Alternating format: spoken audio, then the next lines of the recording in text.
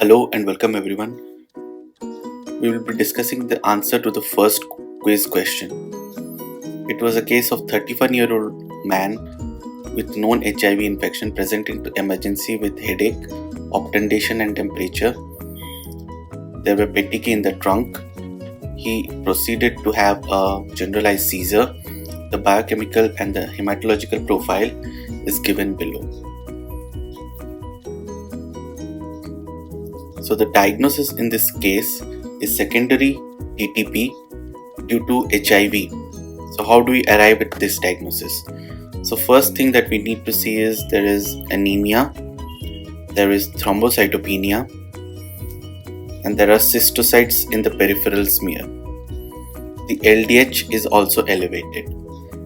It points towards a diagnosis of microangiopathic hemolytic anemia. The direct Coombs test is also negative. So the differential diagnosis of microangiopathic hemolytic anemia are TTP, HUS and DIC. Now, if you look at the coagulation parameters, they are within normal limits, which means that it is not a case of DIC. And if you look at the urea creatinine is elevated, but here what we see is the patient has neurological features. The patient is obtunded and then goes on to develop generalized seizures. So there is a neurological involvement, which means that it is a case of TTP. In HUS, you will not find neurological involvement.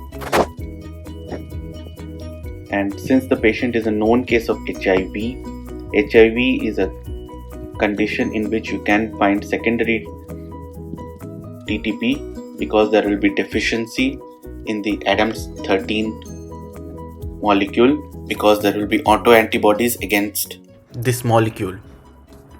The treatment of choice is exchange transfusion with cryosupernatant, corticosteroids, or we can also use rituximab to reduce the B cell count.